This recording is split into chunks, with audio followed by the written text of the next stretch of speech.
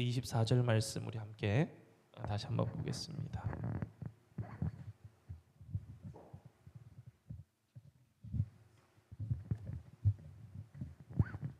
민수기 14장 20절에서 21절까지 24절까지 기록된 말씀 함께 교독으로 받기를 원합니다. 여호와께서 이르시되 내가 내 말대로 사하노라.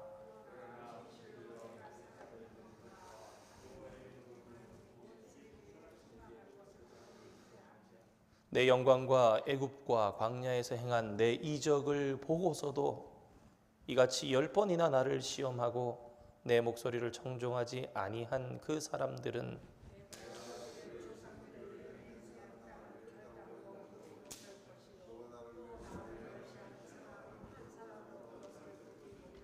함께 읽겠습니다.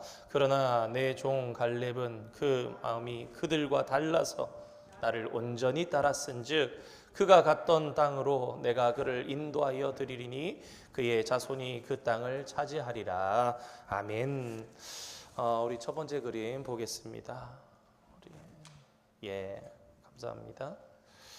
우리 지난주에 살펴봤던 대로 이제 출애굽에서 애굽에서 가나안 땅으로 들어가는 그러한 여정 가운데 있는 모습을 살펴보고 있습니다.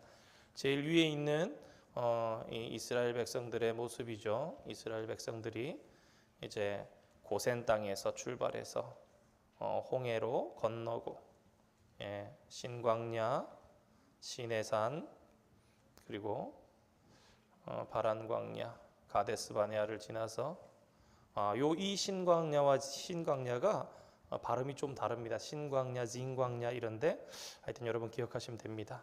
그래서 광야 40년을 돌게 되는 그런 모습. 그리고 이제 출애굽 2세대가 모압 평지에 이르러서 모세가 이제 신명기를 기록하고 그렇게 됩니다.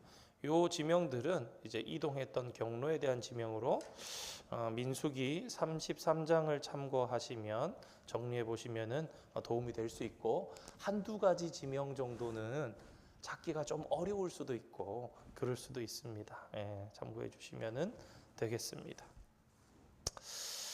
지난주에 좀 이렇게 여러 가지 얘기들을 해서 좀 혼란이 되실지는 모르겠지만 제가 한번 정리를 한번 해드릴까 두 가지 이야기를 다 해서 요새 새롭게 이야기되고 있는 진짜 미디안, 진짜 광야가 어디인가, 진짜 시내산이 어딘가 그런 주제를 가지고 지금 조금 생각하고 있습니다. 만약에 하면은 다음 주 정도에 한번 나눌 수 있으면 좋을까 생각을 해봅니다. 자, 그림 속에 우리 지난주에 하나만 기억해 봅시다. 출애굽기, 레위기, 민수기, 신명기라는 책이 어디까지의 얘기인가? 정말 신앙의 초보분들은 출애굽기가 애굽에서 나와서 가나안까지 가는 그런 여정으로 아시는 분들이 많으세요. 그런데 정리해 봤던 것처럼 출애굽기는 애굽에서부터 시내산까지 이동이라 그랬죠. 이동, 출애굽기, 이동. 이동 정지, 이동 정지 이렇게 기억하시면 된다 그랬어요. 움직이는 것은 애굽에서 나왔으니까 이동하는 거고 레위기는 시내산에서 받은 하나님의 법이니까 레위기는 시내산에 정지해서 받은 내용이죠. 출애굽기는 회막을 세우면서 끝나기 때문에 시내산에서 19장의 시내산에 도착한 이후에 그 다음부터는 40장까지는 성막에 대해서 계시를 받고 그것을 이제 실제를 직공한 그런 내용들이 나오고요. 레위기는 그 법. 그다음에 민수기는 또 이동입니다. 민수기는 시내산에서부터 출발해서 그래서 나팔을 불 때 어떻게 하고 전쟁은 어떻게 하고 계수하고 이렇게 해서 준비하는 내용이 앞에 쭉 나오다가 이제 이동하기 시작하는 그런 모습이 나오고 그 다음에 신명기는 마지막으로 요 모압 평지에서 모세가 이스라엘 백성들에게 왜냐하면 이제 민수기 20장의 무리바 물 사건에서 하나님의 영광을 하나님의 덕을 드러내지 못하고 하나님께서 지팡이로 가르치라 그랬는데 탁탁 때리면서 내가 이 반석으로 명하여 물을 내랴 그러면서 얘기를 해서 모세가 아웃되어서 들어가지 못합니다. 근데 사실은 성도 여러분 한번 생각해 보세요. 모세는 들어가지 않아야 맞습니다. 사실은요. 하나님의 너무나 위대한 일들을 많이 했기 때문에 모세라는 하나님의 손처럼 일했던 사람이 살아서 가나안으로 들어가게 된다면 이 백성이 모세에게 너무 많이 의지하게 되는, 인간 모세를 의지하게 되는 그런 모습을 볼 수 있는데, 결국 오늘도 계속해서 얘기하지만 누가 왕이신가? 하나님이 우리 왕이시다. 그 이야기가 계속되어질 수 있겠습니다. 그게 바로 사실은 구속사지요. 자, 오늘 이 첫 번째 그림 속에 숨어 있는 하나님의 은혜와 이스라엘 백성들의 원망과 거역에 대해서 살펴보겠습니다. 지난주 한 문장으로 짧게 언급했었습니다. 대부분 사람들은 일반적으로 성경에 선한 백성의 이야기가 나오겠지 그렇게 생각합니다. 다윗 같은 선한 하나님의 백성의 이야기가 나오겠지. 사무엘 같은 선한 하나님의 백성의 이야기가 나오겠지. 물론 아주 부분적으로 조금씩 그럴 수 있을지 모르겠지만 성경은 정반대로 오히려 악한 백성에 대한 이야기를 합니다.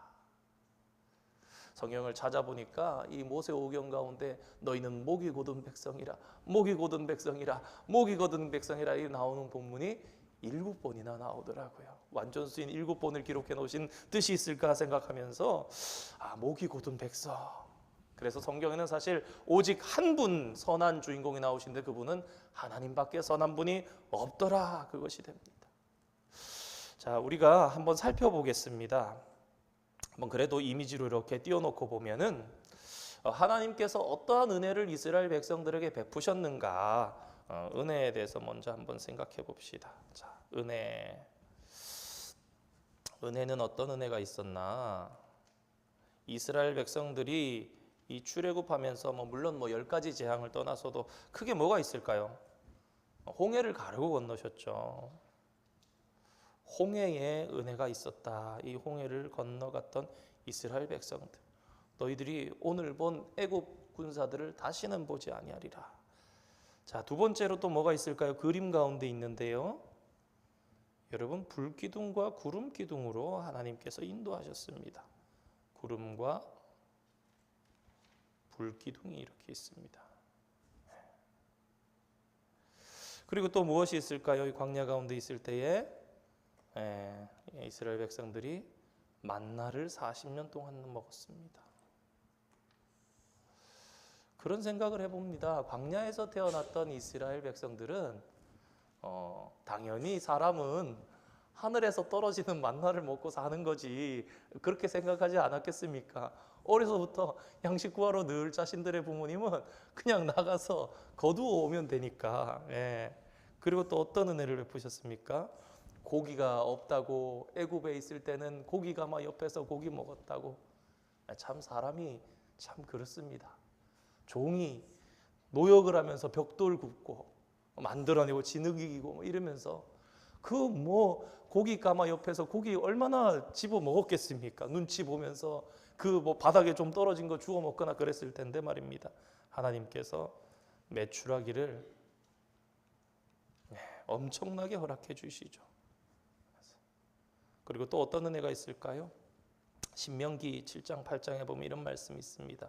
너희의 의복이 헤어지지 아니하고. 여러분이 이스라엘 백성들이 가지만 여러분 의복이 헤어지지 않고 터럭 하나 상하지 않으면서 지나가는 40년의 시대입니다. 사실은 이따가 말씀드리겠습니다. 자, 은혜는 이런 부분들이 있었습니다. 앞에 있는 바다가 갈라지는 은혜. 여러분 이 광야는 드라이하기 때문에, 건조하기 때문에 구름만 덮어줘도 시원한 거예요. 얼마나 쾌적한 가운데 이동할 수 있었을까. 또 밤에는 또 여기가 춥다 그러더라고요.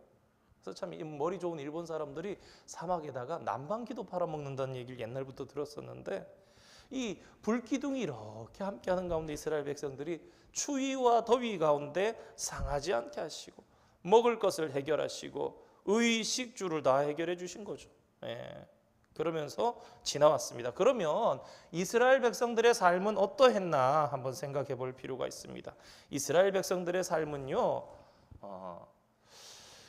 출애굽기 14장에 홍해가 갈라집니다. 그래서 건너가요. 15장에는 이제 찬양합니다. 모세와 미리암이 이렇게 바다를 갈라지게 하신 그걸 찬양하는데 15장부터 불평합니다. 15장에 물이 없다고 불평하고요. 출애굽기 15장 물. 근데 또 어디서 불평하느냐? 출애굽기 16장에 고기. 그 다음에 출애굽기 17장에 또다시 물이 없어서. 자, 이러면서 이제 시내산의 19장에 도착을 하는 겁니다. 물이 없습니다. 고기가 없습니다. 물이 없습니다. 막 이러면서 이렇게 도착을 하는 거예요. 그러고 나서 시내산에서 이스라엘 백성들이 지금까지 평생 겪어보지 못했던 일을 겪었죠. 번개와 구름과 나팔 소리와 막 불이 붙어서 시내산이요. 이것도 아마 보여드리겠습니다. 여러분, 시내산은요, 하나님께서 바운더리를 정하셨습니다. 이 이상 백성들이 밀고 올라오지 못하게 하라. 밀고 올라오면 죽을까 하노라. 그래서 그랬어요. 그러면서도 그 백성들이 하나님을 만나기 위해서 그냥 만나면 안 돼서 너희는 셋째 날을 기다리라. 의복을 빨고 여인을 가까이 하지 말고 마음을 정결하게 하면서 정성을 다해서 준비하라 그랬습니다. 그럴 때에 시내산에 하나님이 불과 구름과 나팔 소리와 번개. 여러분, 그래서 진짜 시내산으로 추정되는 라오스 산에는요, 그 산 봉우리가 타서 시커멓습니다, 돌들이. 그래서 그 사진도 한번 보여드릴 수 있도록 한번 해보겠습니다. 아무튼 그런 가운데 하나님의 직접적인 현현을 봤어요. 하나님의 목소리를 들었습니다. 너무너무 엄중하시고 위험하시고 선하시면서도 공의로우신 하나님의 목소리를 들을 때에 이스라엘 백성들은 두려웠습니다. 죽을 것 같았습니다. 그래서 모세에게 부탁했죠. 모세요, 제발 하나님께서 우리에게 직접 말씀하게 하지 마시고 당신에게 말씀하게 해주세요. 저희가 죽을 것 같습니다. 그리고 당신은 하나님의 그 말씀을 우리에게 전해 주십시오. 여러분, 이 정도 되면요, 이스라엘 백성들이 그 다음에 문제가 없어야 될 것 같아요. 시내산의 사건을 지났으면 문제가 없어야 될 것 같은데 홍해 지나고 15장에 물이 없다고 불평합니다. 16장에 고기 못 먹는다고 불평합니다. 여러분, 인간이 이런 존재입니다. 그러니까 이스라엘 백성들은요, 시내산 지나고도 괜찮았던 게 아니라 시내산에서부터 범죄를 시작합니다. 무엇합니까? 금송아지. 모세가 40일 동안 올라가서 그것도 10계명, 이 돌판에다가 10계명을 받으면서 하나님께로부터 주시는 그 율법들을 받고 있는데 그때의 산 아래에서는 백성이 방자히 뛰놀았다, 그렇게 얘기를 합니다. 민수기 11장에 보면 또다시 먹는 음식으로, 그 다음에 모세의 형인 민수기 12장에는 모세의 형인 아론과 미리암까지도 근심거리를 만드는데 미리암이 문둥병 걸리죠. 근데 사실 그 본질은요, 자신이 더 높은 지위에 앉기를 원했던 그런 마음입니다. 그리고 오늘 읽은 민수기 13장 14장 가데스 바네아에서 정탐을 보낼 때에 이들은 반역했습니다. 사실은요, 모세와 아론을 돌로 쳐서 죽이고 우리가 다른 지도자를 세워서 애굽으로 돌아가자라고 얘기를 했어요. 이런 일이 딱 2번 있었습니다. 그러니까 모세와 아론을 죽이려고 돌을 들어 있는 순간에 하나님께서 나타나신 거죠. 그래서 내가 다 죽이고 모세 노릇 다시 하겠다. 하나님, 모세가 이렇게 간언하고 그런 부분들이 나옵니다만, 아무튼 그래서 가데스 바네아의 정탐을 한 그 이후에 백성들이 하나님께 반역한 거예요. 사실은요, 시내산에서 하나님과 약속을 맺었잖아요. 나는 너희의 하나님, 너희는 나의 백성. 그래서 오케이, 하나님 좋습니다, 너무 좋습니다, 너무 좋습니다. 노가 없었어요. 그게 힘들지만 좀 해볼게요, 이런 마음이 아니었어요. 이스라엘 백성들. 그 정도 당연히 할 수 있는 거 아닙니까? 하나님 제발 우리의 하나님이 되어주십시오 그랬는데, 민수기 13장 14장에 그들이 정탐 가자 그래서 갔다 왔는데 12명의 정탐꾼 중에 10명은 부정적인 보고를 하고 땅을 혹평했다 그랬어요. 어떤 목사님이 이런 말씀 하시더라고요. 당신은 오늘날도 그렇게 생각한대요. 오늘날도 성도들 그렇게 생각한다 이거예요. 성도가 한 12명 있으면 그 중에 10명 정도는 믿음으로 행하지 않는다고 생각해요. 한두 명 정도가 진짜 성도가 아닌가, 그런 생각을 해보신다고 얘기를 하시는 걸 들었습니다. 그래도 놀라운 사실이 있습니다. 엄밀하게 따지면요, 여호수아와 갈렙의 보고 외에 10명의 사람들이 한 보고는요, 현실적인 보고였습니다. 10명의 보고가 상식선이었어요. 10명의 보고가 객관적이었습니다. 여러분, 거인을 봤습니다. 우리는 메뚜기 같을 것입니다. 맞는 얘기예요. 그 땅은 안 되겠는 거예요. 그 땅은. 그런데 그래서 그런 얘기를 해본다는 거예요. 난 진짜 목회를 하면서 그렇게 느낀다. 10명 중에 성도 중에 1명 정도 진짜 오늘날 저희들이 점검해 볼 만한 그런 문제 아닐까 한번 생각해 봅니다. 나는 정말 과연 갈렙과 여호수아와 같이 순종할 수 있을 것인가? 내가 과연 그러한 사람으로 서 있을 수 있을까? 그런 생각을 한번 해볼 필요가 있을 것 같습니다. 한번 점검해 보시고요. 아무튼 이 일을 해서 40년의 광야 생활이 시작되지요.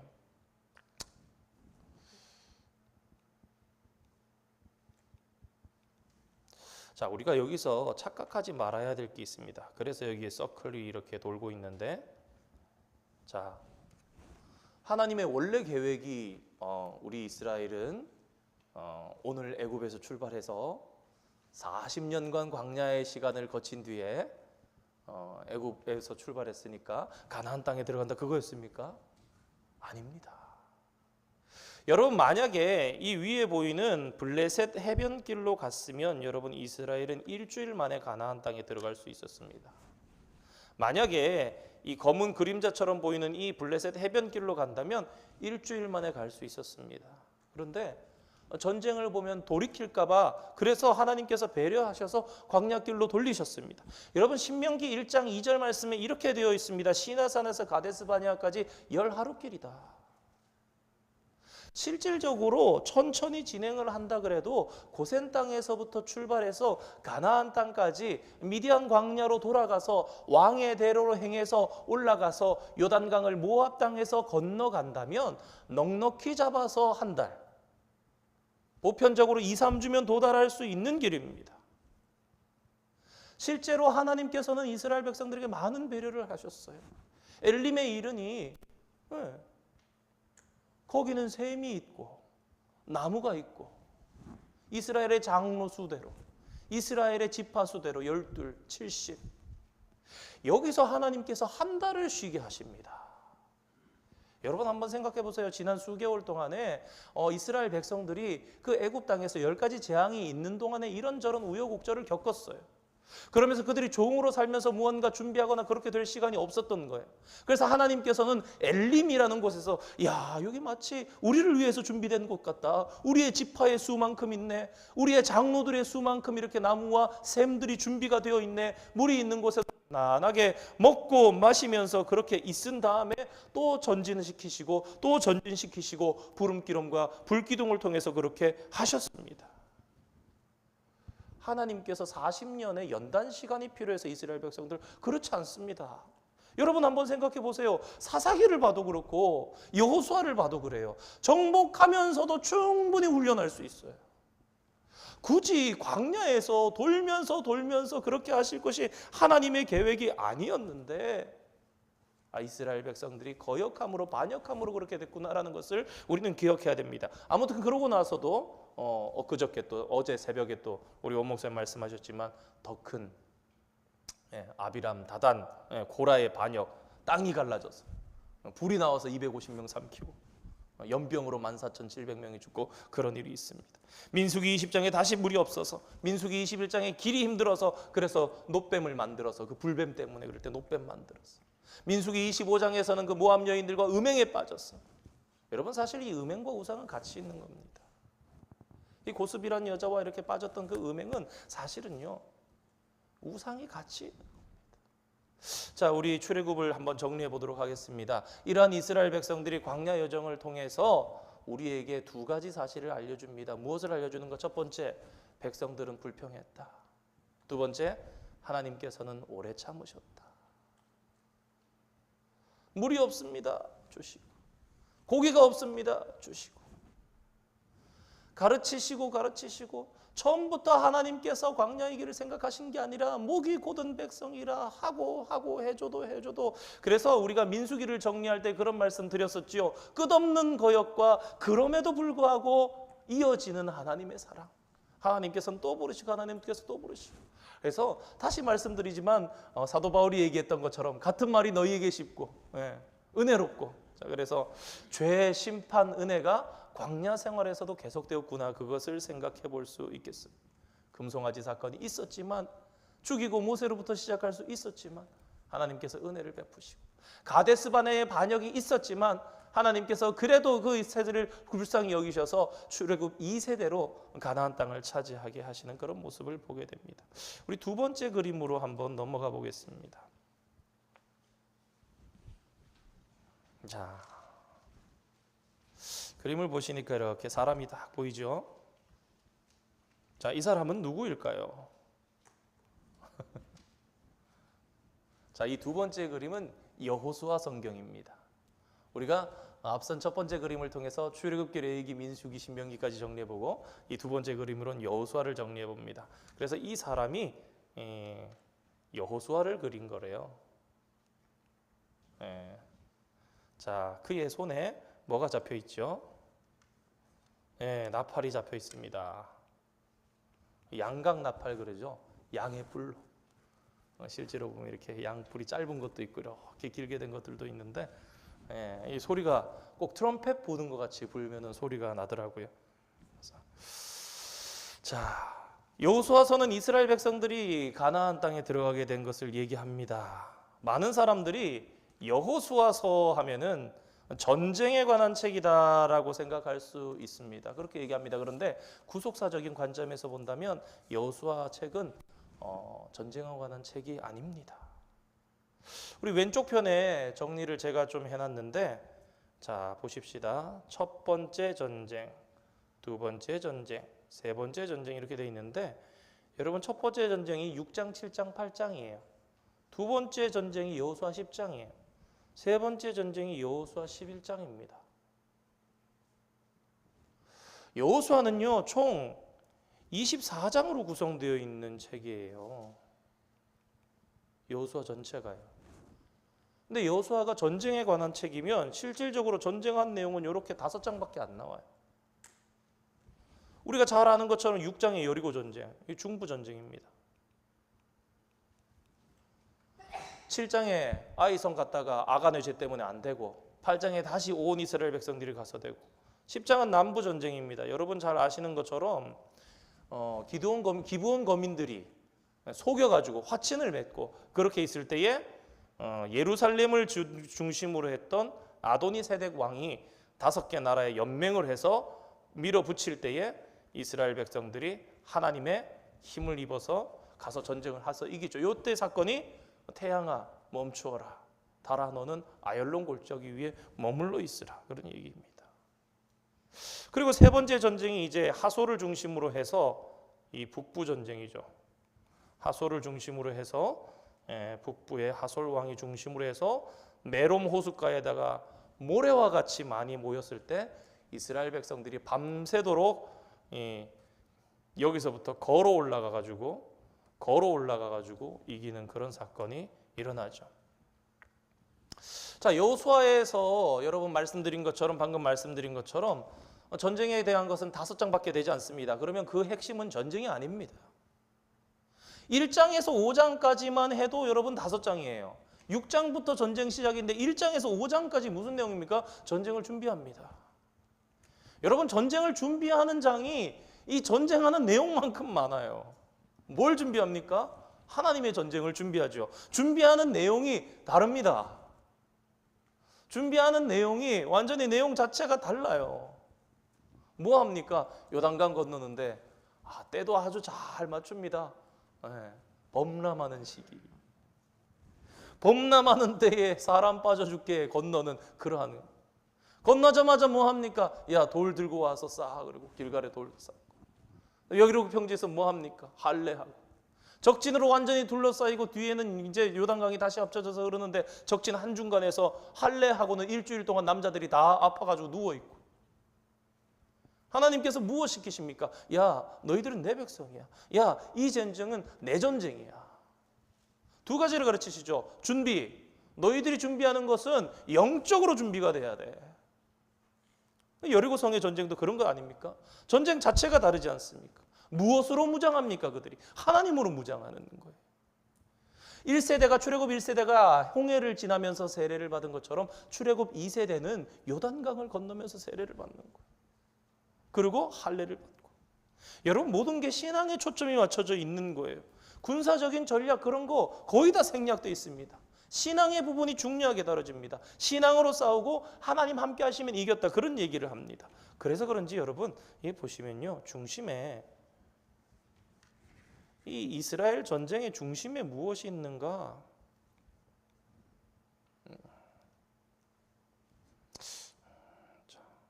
두 개를 따로 떼서 봐야 될 것 같은데 이렇게 보셔야 잘 보일 겁니다. 이거 뭐죠? 법궤입니다. 그죠? 하나님의 언약궤, 법궤. 법궤 안에 십계명 돌판, 만나 담은 항아리.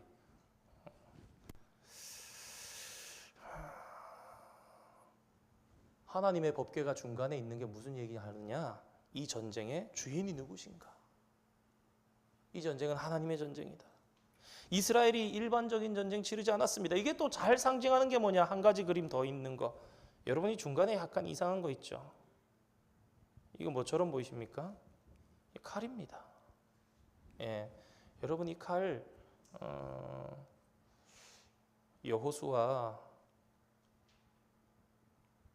5장에 보시면은 어떤 사람 하나가 칼 딱 뽑아 들고 나오죠.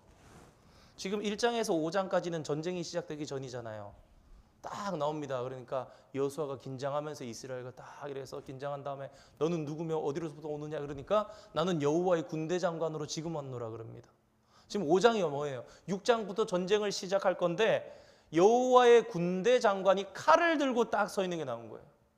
뭡니까? 야, 니들이 전쟁하는 거 아니야. 하나님의 전쟁이야. 내가 군대 장관이야. 하나님께서 오셔서 딱 이 전쟁의 성격에 대해서 보여주시는 거예요. 실제로 여러분 여호수아서의 전쟁이 그렇습니다. 여러분 전쟁의 무기가 뭡니까? 여러분 전쟁의 무기가요 나팔소리예요. 전쟁의 무기가 우박이에요. 하늘의 무기들이 쏟아지면서 전쟁을 했던 게 여러분 이 가나안 땅을 정복했던 이스라엘 백성들입니다. 그러니까 약속대로 하나님께서는 아브라함에게 약속하셨는데 하나님께서는 가나안 땅을 주셨고 이스라엘 백성들은 받았다. 그렇게 되는 것입니다. 그러니까 이게 중요한 게 뭐냐? 실질적으로 어떻게 정복했는가가 아니라 어떻게 정복해야만 하는가라는 거예요. 어떻게 정복해야만 하는가? 믿음으로 정복해야 한다. 그거예요. 그리고 여호수아 성경이 우리에게 보여주는 것은 믿음으로만 정복하지 못했더라라는 것을 얘기해 줍니다. 그들이 더디게 믿음으로 나가지 못하고 타락하고 우리가 그것을 어떻게 보게 됩니까? 여호수아 24장에 보면 우리가 이미 그리 멀지 않은 시기에 몇 개월 전에 다뤘었는데요. 마지막 장 24장은 여호수아가 고별 설교를 합니다. 고별 설교를 할 때 뭐라 그럽니까? 나와 내 집은 여호와만 섬기겠노니 너희들은 오늘 섬길 자를 택하라 그러면서 우상에 대한 지적을 하는 말씀을 한번 드린 적이 있습니다. 너희들 다 알고 있어. 내가 너희 집에 우상 공공연하게 가지고 있는 거 알고 있어. 그러니까 가나안을 정복했던 여호수아 시대의 조슈아 제너레이션에게 여호수아가 얘기했던 것은 어떠한 우상과 그러한 현실 가운데서도 하나님만 선택했어야 됐다라는 걸 얘기하는 거예요. 결국 여호수아의 사과는 너희들이 정복하는 데 있어서 어떻게 정복했어야만 하는가? 오직 하나님으로 정복했어야 되는데 그들에게는 오직 하나님만이 아니었다라는 것입니다. 십계명을 봐도 분명하지 않습니까? 그들이 누구의 백성입니까? 그 나라의 시작이 어떻게 되었습니까? 그 땅을 누가 줬습니까? 전쟁을 누가 했습니까? 누가 이끌었습니까? 그러나 그런 이스라엘, 그렇게 시작된 이스라엘이 광야에서 1시대도 실패했는데 제2세대들이 가나안 땅에 들어간 거는 출애굽 2세대들 아닙니까? 2세대들이 들어갔던 그 가나안 땅에도 결국 그들이 우상을 받아들였다. 마땅히 거부하는 자세를 가져야 되는데 그런 생각을 하면서 보시면 되겠습니다. 우리 마지막 그림 한번 보도록 하겠습니다. 자, 이제 이 부분은 사사기입니다. 사사기의 모습입니다. 자, 그래서 땅이 분배된 모습이 보이죠. 시간이 좀 있으면 이거 뭐 나눠보고 허리 띠고 뭐 이렇게 계단이고 뭐 해보려고 그랬는데 다음에 시간이 되면 한번 해보도록 하고요. 자, 사사시대는 한마디로 안으로는 가나안 족속으로부터 괴롭힘을 당하고 밖으로는 인접한 이웃 국가들로부터 빈번한 침공을 받았다. 그런 것이 됩니다.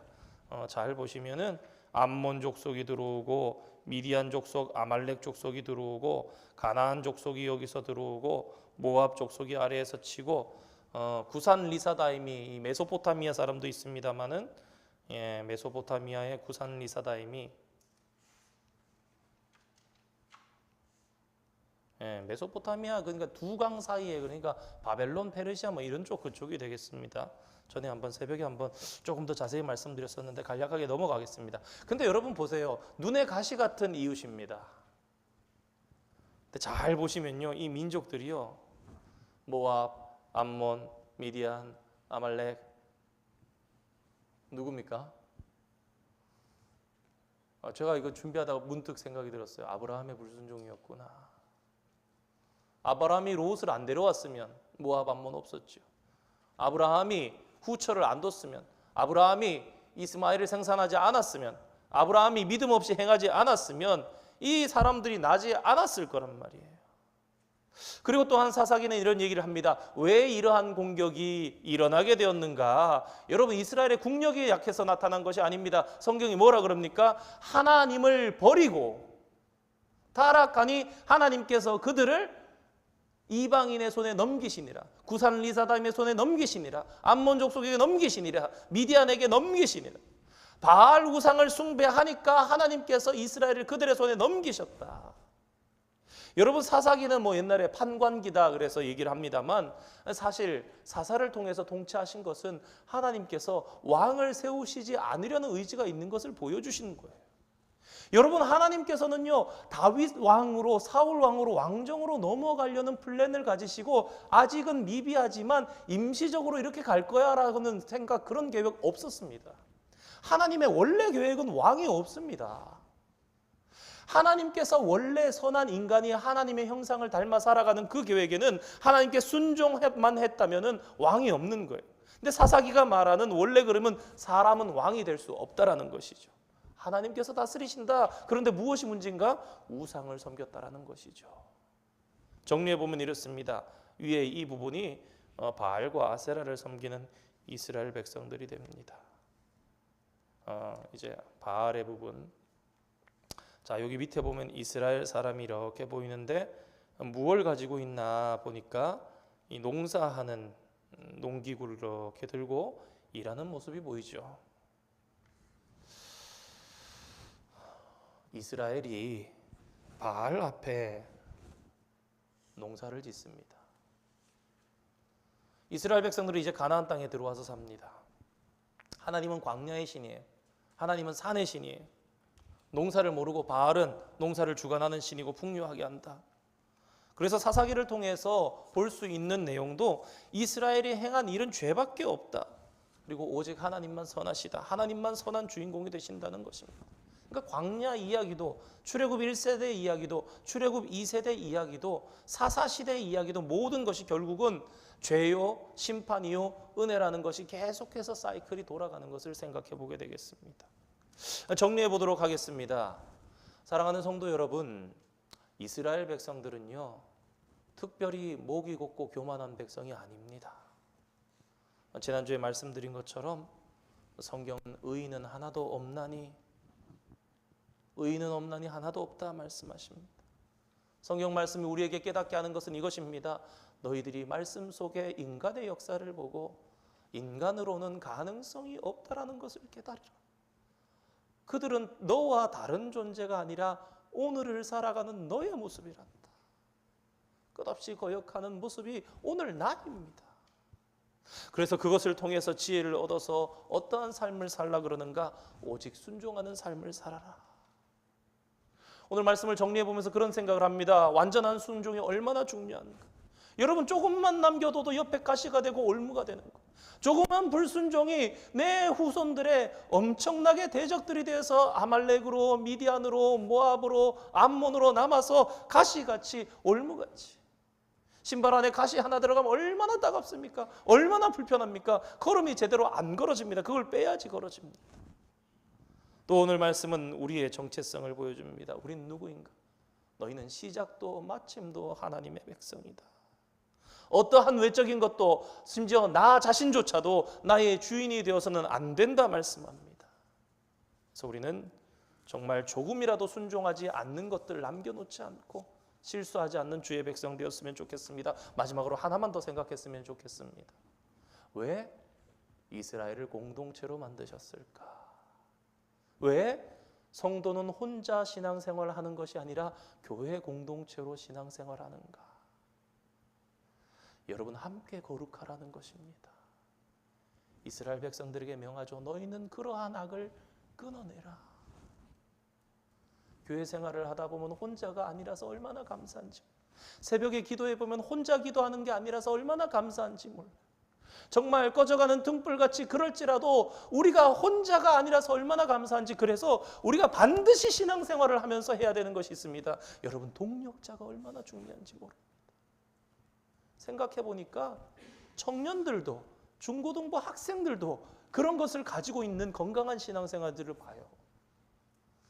몇몇 사람, 한 두세 사람, 세네 사람, 읽은 말씀 한 주간 혹은 한 달에 한두 번 나누는 거예요.